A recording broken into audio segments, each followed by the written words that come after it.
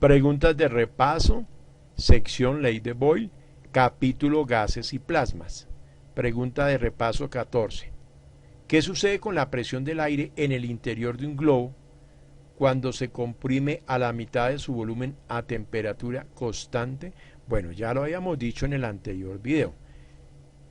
Si se comprime hasta la mitad del volumen, la presión tiene que duplicarse si la temperatura se mantiene constante. Repetimos, es que es como un producto, es como una multiplicación, yo no sé si me hago entender. Presión por volumen tiene que ser igual a presión por volumen. Si la presión se duplica, el volumen se reduce a la mitad.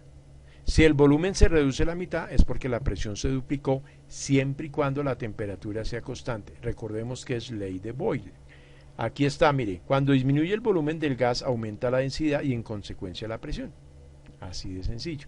Una ley general que tiene en cuenta los cambios de temperatura, mire, presión por volumen sobre temperatura es igual a presión por volumen sobre temperatura.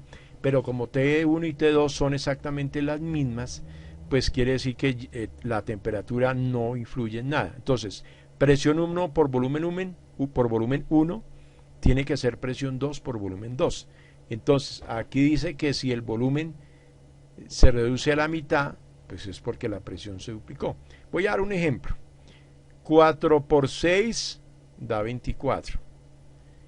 Si este volumen, si esta presión,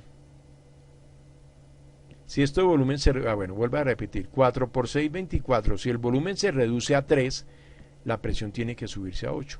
Para que quede 4 por 6 es igual a 8 por 3. Repito, 4 por 6, 24, es 8 por 3. Volumen que era 6 se redujo a 3, entonces la presión tiene que aumentar a 8 si las temperaturas son constantes. Eso es lo que tiene que tener en cuenta acá, nada más. Sin embargo, bueno, mire, aquí no me acordaba de que aquí está, vea, presión 1 por volumen 1 tiene que ser igual a presión 2 por volumen 2. Si la temperatura no cambia, usted dice, pero eso siempre sea así. Esa es la ley de Boyle, eso es lo que hay que entender. Entonces, aquí, ¿qué pasa? Vamos a despejar presión 2. Entonces, presión 2 queda igual a presión 1 por volumen 1 sobre volumen 2. Entonces, la presión 2 es igual a la presión 1 por la volumen 1. Y, ojo, el volumen 2 se redujo a la mitad, miren. Entonces el volumen 2 es la mitad del volumen 1. Entonces, ¿qué hacemos? Producto de medio y extremo, nos queda que presión 2 es igual 2 por presión 1 por volumen 1 sobre volumen 1. Simplificamos volumen 1 con volumen 1 y nos queda que la presión 2, o sea la presión que hay ahora acá, es el doble de la presión que hay acá.